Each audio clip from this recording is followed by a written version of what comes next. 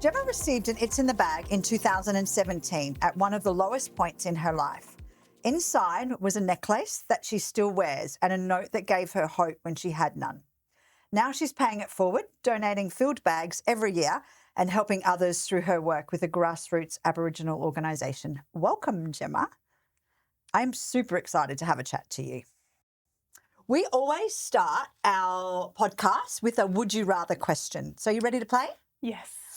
Okay. Would you rather skip a day's pay due to a lack of sanitary items or ask for help at the local women's centre? Skip a day. So you won't get paid? Yep, I won't get paid.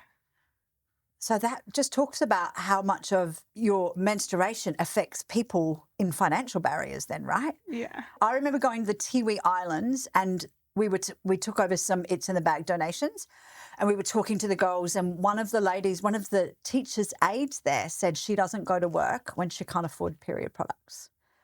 And then she probably wouldn't have got paid, right? So it's just this vicious cycle of menstruation affecting women's health and well-being, right? Yeah. Tell me about yourself. Where did you grow up? So I grew up in Hervey Bay with a mum, one brother and 3 sisters. Right. Where do you fit into the mix of that? So I'm a middle child. I'm between 2 sisters and a brother. So the brother's the youngest, I'm a middle. Right. And your dad? My dad passed away when I was 2, so very young. Oh, I'm sorry. Did your mum ever repartner? Was there ever another my mum did male figure in your life? Yeah, she did have a few different males in our life, but my mum raised us as a single mum. Superpower woman, yeah. Yeah. And does she still live close by in Hervey Bay? Yeah, she does. So you went to primary school and high school in Hervey Bay? Yes, primary and high school, Urangan High and Urangan Primary. Did you ever leave Hervey Bay? So I wanted to see the world, I thought. I knew better and I wanted to get out of Hervey Bay. I hated Hervey Bay. I'm like, oh, I grew up here. I want to get out. So I decided to move away when I was 17, moved up to Cairns. Ah, you went the other way. Yeah. Right. And then found myself home when I was pregnant with my daughter at my grandfather's house, but then moved to Brisbane because, again, I was like, get me out of Hervey Bay. And I went to Brisbane. By yourself? No. So when I was 16, I met my first 3 children's father. I moved up to Cairns first to do uni, and then he come up to Cairns. I fell pregnant. I come back to Hervey Bay. How old were you then? I was 17, turning 18 when I fell pregnant. So we moved back to Hervey Bay. He went to Brisbane with his family and wanted me to move there. So then I moved to Brisbane when I was 18 after I had my baby. Right. And lived with him? Lived with him. And his family or and just his him? Family. Right. I had my second child down there, a boy, and lived and worked down in Brisbane for a few years and then had my third child. When I had my third child, it was 2017. I left with a baby and 2 older children, so 7 and 4. Yeah. Went to Gympie, to a domestic violence shelter. Domestic violence started when I had my first child, so I would just leave, go home to my family, have some time out, and then go back again. A year before I actually left the last time, I'd gone to a domestic violence shelter, but I just didn't have everything I needed there. I didn't take anything with me, and I just wanted to go back. So I went back. And How many times did you go back? when I was going through my counselling, I counted and it was 10. Wow. Because the average is around 6, isn't it? Yeah, so I went back and forth 10 times. And the last incident was really bad. I rang DV Connect and they put me in a hotel. Right. Physical? Physical, yeah. Was it physical towards any of your children? He was physical towards my children. I did go to the police, but they couldn't help at the time. They said that it was my word against his. But when it involves your children, you leave straight away, right? Yeah. So the day that we left, he was physical with my daughter. So I locked him outside of the house, rang the police, and I waited. I kept ringing back and I was like, he's going to get inside and he's going to kill me. He's going to kill my children. They told me to go put my children in a cupboard in a separate room, put myself in another room and lock those doors if he could get through the front door. And they said they were coming as quick as they could. It felt like forever. How long was for it? them to come. I placed calls to the police every 20 minutes and it was over 3 hours before they actually made it to the house. Oh my God, imagine how much anxiety And the door had like double padlock. So he wasn't actually living with me at the time. And next door was a domestic violence help service for Indigenous women. And I thought I was safe there. I'm like, I'm safe. But yeah, it took them that long to come. He was parked behind my car in the driveway that day. And when the police come and took him, he didn't get inside. When they took him, I asked them to move his car because I can't drive manual. I'm like, can you please move his car so I can get my car out? And they said they couldn't do it. So I was like, what am I going to do? So I rang the DV Connect and they were like, because of the danger of it, they said, can you get on a train and get to the city? So my head had been split from the violence before I locked him outside. So I had blood coming down and I just took my pram and put what I could for the kids in the pram, so nappies, milk, bottles, and I just didn't even know where to next. I had no idea. And they put me in one hotel first, which was close by. It was a couple suburbs away in Brisbane. And then they moved me to the city of Brisbane. All the shelters were full, nowhere to go. My family had been trying to contact me, but they couldn't get on to me. I didn't have the same phone number, so they were worried. I ended up getting onto them when I got to the next hotel in the city. Imagine how panicked your mum was. I mean, what does that do to the kids? Well, one was a baby, so I had a baby. The 7-year-old. The 7-year-old was frightened. When we got put into the hotel, it was just one room. Yeah. Like it was just one room. King size bed in it. King size bed, that was it. No cot, nothing like that. The DV shelter had got nappies dropped off because I'd run out of nappies by then. It was 3 days in, I think, run out of nappies. And then the DV shelter said, I think it was like maybe 5 days of staying in at that hotel. They were like, we've got a place in Gympie. Will you take Gympie? And I was like, Gympie?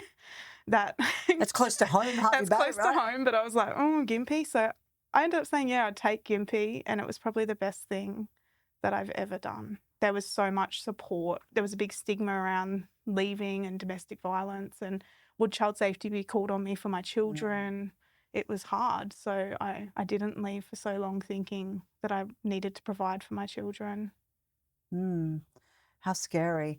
So did you get your It's in the Bag from a charity or your DV services in Gympie? Yeah, so it was in Gympie at the DV shelter. So when I walked into the room on the drive from the train station, because we caught a train from Brisbane to Gympie. With 3 little kids, that deserves a little bloody medal in itself, right? Caught a train, and the lady that had picked me up from the shelter, she was like, don't stress, we've got things there, we've got clothes we can give you, because at that point I'd gone to Kmart with the children and just bought like cheap clothes for myself, but that's all we could afford. So I think we got like a Centrelink payment at that time. It wasn't very much, and just bought new clothes. She's like, don't stress about it, we've got everything set up for you, you've got your own unit. And when I got there, I took the kids inside. It was late in the afternoon, took them inside, settled them down, and I walked into the main bedroom that they had set up for me with a cot and stuff, and on the bed was a bag. And at that time, I didn't know where this bag had come from. I didn't even know about the charity. Things that I took for granted, I suppose, before, and to buy at a shop is so expensive. Clothes were important, but a toothbrush for myself, toothpaste, shampoo, conditioner, that wasn't the cheap stuff. And to open that up and receive a letter, and in that letter it was like, I was seen in that time of need. What did your letter say? At the end, I can remember the end clearly, because at the end it was like, from a sister that sees you or something. And on the necklace it says, always thinking of you.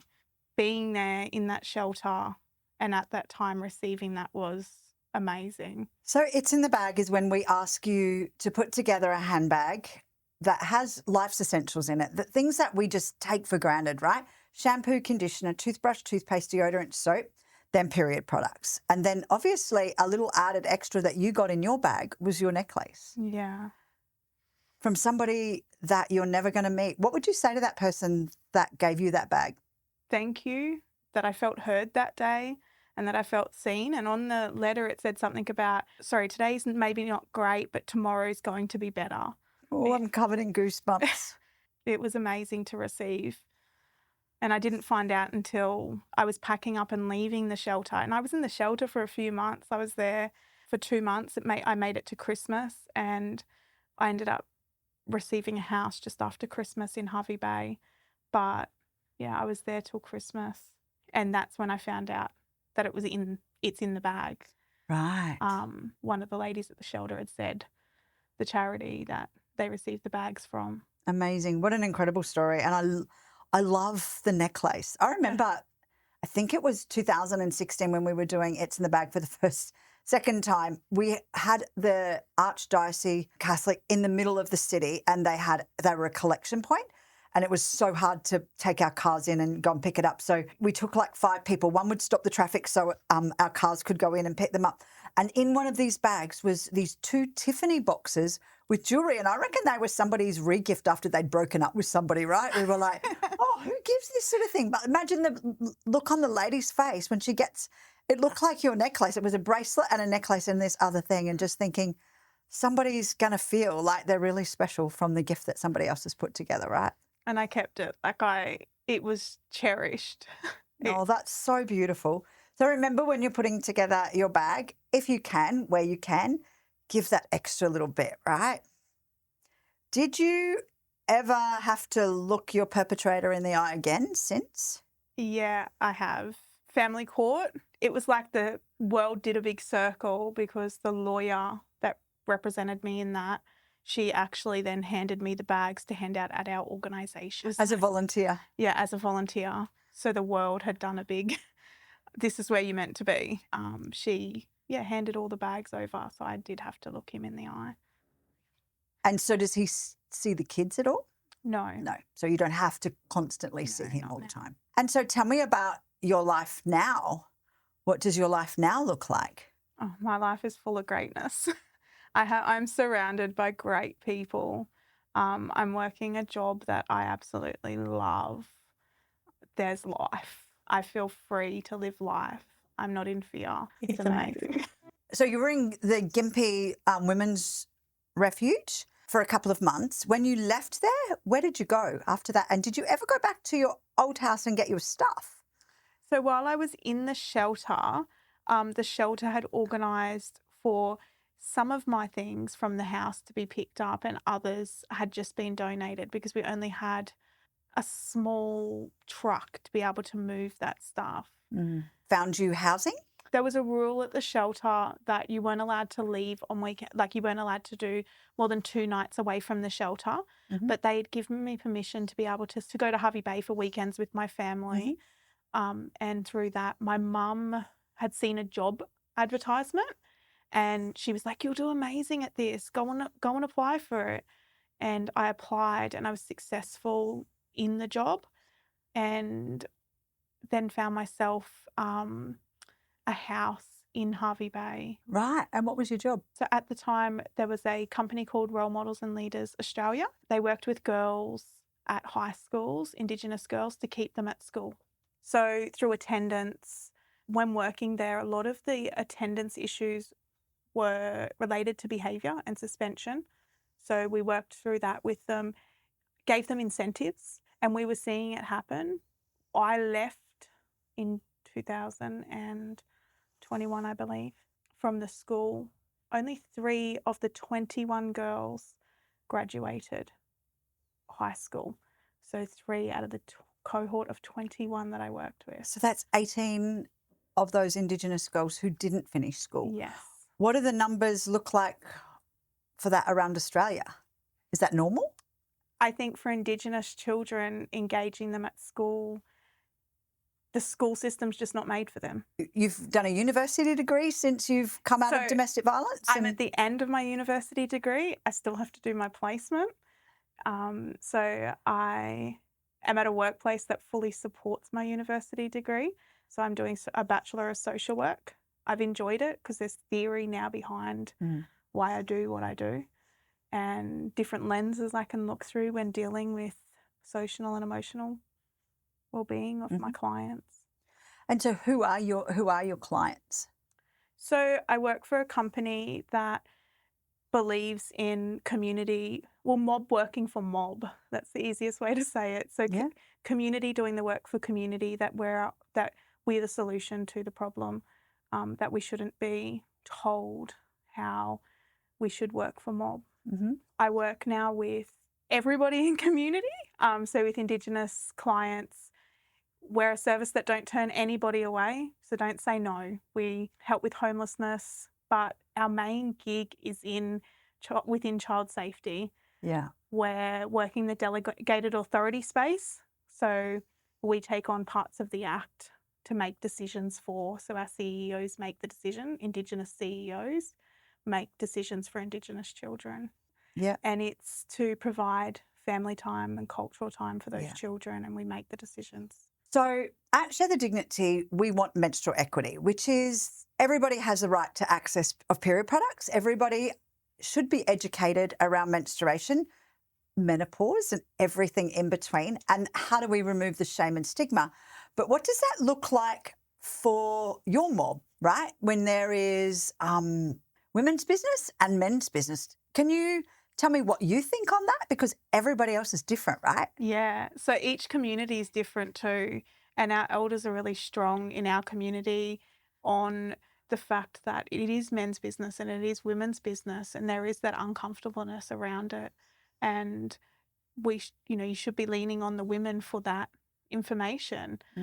So we do know that, there's single dads out there, but we have women that can help in that arena, and our service is able to do that, is able to help. We do young girls groups, we do young men's groups. So if I went up to a dad and said, can you take these home for your daughter, would that be offending him? I'm just trying to always learn how to do things better, right? Yeah, everybody has a voice, right, to say, no, it's okay, that's not my ask way. my sister. It's not my way, ask my sister, ask my auntie. But we are in a world that's changing. And so if I emailed your CEO of your business and he's male and said, can you please help me? How do I help Share the Dignity and make sure everybody's got access to period products? Would they be offended? No, I don't think so. I think it's just following the leadership of the community you're in. It's always better to ask the question, right, than not ask the question and offend. Yeah, right. Okay. Have you ever been without access to period products? Yes. Living in the DV relationship, didn't have much access to money or would not have money. So didn't have period products all the time. What did you use? Toilet paper. How did that make you feel? Not exactly cleanest. I say it now when I'm cringing. You've got a 14-year-old daughter now. Would she have ever been without period products? No way. Will you ever make sure she is? Never without period products, Never. right? She has period underwear. We love them. Yeah, they're so good for the environment too, right? It just means that our girls will never be without. How old were you when you got your very first period? Oh, 14. Had your mum or anyone talk to you about what a period was? No. I had no idea. I was a bit embarrassed about it at first. And were you at school? I was at home. Did you go tell your mum that you got your period when you were at home? I did go and tell my mum. Wow, I didn't. I hid it for 3 months. Oh, wow. Yeah, no one had ever told me anything about it. I literally threw my undies away and never told her, just used toilet paper. How weird is that I'm now the pad lady that talks about pads and tampons all the time? So weird. Tell me about what life at home looks like for you now. Are you in a relationship now? Yes, a very respectful relationship. I have been for the last 4 years. So after having been in such a horrible relationship, how do you get past that to now be in a healthy relationship? That would be a lot of work that you would have to have worked on too, yeah? Yeah, a lot of therapy. A lot of therapy.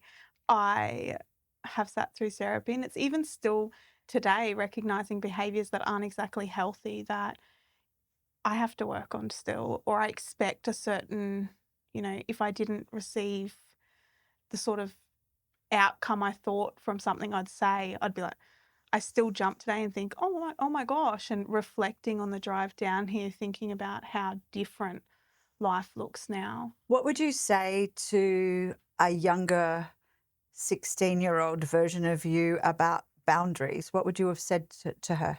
I would have said to her, don't let them down. You're a strong person. And I lost my strength. I lost my voice. I was a very strong-headed teenager for my mum, and I became somebody that I didn't even recognise. So makeup, I will make tons of makeup. Nowadays, I don't even wear makeup really. I put it on for a special occasion. That's it. It's hard because it's not in your control, right? When you're in a relationship like that, it's like it's a power that they have over you that doesn't allow you to be you, right? Yeah. I lost my belief in everyone around me too. Like, I'm really close with my family, and I had doubt that my family even loved me. And that was something for me that I really struggled with when coming back to reality. It was, I had all this family ready to help me, and I didn't want the help because I was like, I doubted that they could help me. So now I have love and support all around me. Coming from where you have come from, you're now 14-year-old. How has that affected her? I didn't think the children were affected because I thought they were young. It would happen when they were sleeping, or I just didn't think that it affected them as bad as it did. My daughter has been diagnosed with PTSD, and she struggles with that, but she's a very strong teenager now. I'm really proud of her for acknowledging how everything's made her feel, and the things that, she does say to me. I'm surprised. Every time something comes out, I'm like, how'd you know that? Emotionally intelligent? Emotionally intelligent. How old are you? I'm 32. Just a baby. I know at 54 years old, we were never taught to be emotionally intelligent, right? Were you? No. I hope that your daughter and our daughter's daughters will continue to have that growth in them, right? Yeah. Because hopefully then they never end up in relationships like we've been in, right? Yeah. Sorry. Okay. What's the name of the charity that you work at? So I work for McDatzick, Moonaboola Community Development of Aboriginal and Torres Strait Islanders Corporation. There we go. The big long name comes after it. So we're only ever McDatzick in community. Right. So what does McDatzick mean? So Moonaboola, which is the Merry River. And so this morning you sang a song. Yes. Can you sing that for me now? So that song is Bachelor, from the country that I'm from. My dad is from. I sung Gary in the Nami, which is a welcoming song, and it brings in the good spirits. It chases away the bad spirits. Gary in the Nami, Jojo Moberono, Gaia Mama Rangai, Gaia Mama Rangai, Jagungungai Nyo. Gary in the Nami, Jojo Moberono, Gaia Mama Rangai, Gaia Mama Rangai, Jagungungai Nyo. Thank you so much. But it's a dance, so we usually dance it. Is that still the Harvey Bay piece where you're from? So is that where your dad's from? So that's where my dad's from. It's sung right up and down the southeast coast of Queensland. It used to be sung at the Bunya Festival every year or gathering. As a charity organisation that We Share the Dignity now supports, have you had to work with women who haven't been able to afford period products? And can you share maybe a story where you've had to help there? Every day it's so expensive. At our admin desk, we have a basket that just has take as you need. So we just fill that up every week. We provide them at our play groups for our mums. It's an expensive product, right? What do you think they'd do without if you didn't have those products to give? They would go without. And use wadded up toilet paper or socks or newspaper. Hey? I remember being out at Catherine and we were putting in our dignity vending machine at a Catherine community centre, and I remember this beautiful woman, this Indigenous woman, coming in and saying, I've just been using mattress foam. I was like, what? I thought I'd heard of everything that you would put into your underwear to be able to deal with your period, But mattress foam, imagine what's in there and how bad that is for your organs. Wow. Not okay, right? No. Not anywhere. And I know it's much easier to help people in our local areas, but it shouldn't matter where you live. We should all have access to the very basic of essentials. So you received a bag in 2017. Yes. And since then, you put together bags yourself and dropped them off to Bunnings. Tell me about the first time you did that. So it was in 2020 after I got on my feet and I become program manager at the job I was at. Well, that's a fancy title. I was program manager. I didn't think I'd ever be there. And I really found my voice and was financially comfortable. I wasn't struggling. So we wanted to give back, and my daughter and I at the time put together bags together to do it. And we kind of made it a mission. We gave 15 to the Bunnings and we had extra things left over. So every year we now just buy specials. So in my hallway cupboard, we have toothpaste, toothbrushes, all different things. When I run out, it's good. If I run out in my shower, we go into that cupboard. Right. But usually we don't. But now I'm wanting to, in my work, get my elders behind what we're doing, hoping that they will jump on board. They're forever wanting to help. They want to help with everything we have. So to chuck an extra deodorant in their shopping carts, hopefully we can be then creating within our workspace. And do we give bags to help you with the teens that are in care and stuff like that? So last year, I believe we ended up receiving about 150 something bags off you guys that we'd put an order in for. The bags that were in Maryborough, there weren't enough. So you guys couriered more bags up in a big crate. And we actually had... What bloody legends are we? We've handed all of them out. Yeah. So all of them are gone. So they've gone to different people, but from elders to homeless to teenagers that come into our care. So we do emergency care for children within the Department of Child Safety, and we've handed bags to them when they've come straight from juvenile detention back into community and have had nothing. Tell me about a time where you've been able to give a bag to somebody that has made a big difference. So a young girl who wasn't prepared to have a baby and was at the hospital, and we got a phone call from community to say, hey, she's in hospital. Can you guys go see her? She has nothing at all for the baby, nothing for, she wasn't prepared. And we were like, yes. So we all kicked in, got some baby things. And I was like, hang on, let me go back to the office because I've got a bag, I can take her. So we went back and we had a mums and bubs bag and it was just perfect. We went in and when we got there, she was like, thank you. She was wearing the nappies and she was a tiny girl. A young mum, tiny, and she was wearing these big, big nappies. So we gave her the bag. Oh, bless. And did she not know she was pregnant? She didn't know she was pregnant until the very end. I used to train this lady, Jessica. They did a story on her in the Women's Weekly. She went to the hospital thinking she had appendicitis and she gave birth to a baby. Wow. Imagine that. Imagine that. She was also very young. Yeah. So she didn't know. So thank you for being that person that passes on those bags. And again, thank you to the person who puts together a mum and bub bag. Throughout Australia, we probably have around 26,000 mum and bub bags requested from charities that we work with, and we only ever get to about 9,000 bags. And it's not only 9,000 bags because 9,000 bags is a lot and they are so expensive. So I would just say to anyone listening, maybe just get together with 3 or 4 friends and maybe buy some stuff each and then you can put it together. Because I remember shopping for the very first It's in the Bag, the mum and bub bag. It cost me about $220 to put it together. I was like a male in a sanitary aisle. I had no idea what I needed to buy. But just even the Courage powder, it's all so expensive, and it's also vitally important to a new baby. Yeah. And no one should have to go without that stuff. So, well, thank you for sharing your story. Thank you for now the work that you do, and then in turn, the bags that you put together and the bags that you give out and everything in between. Thank you.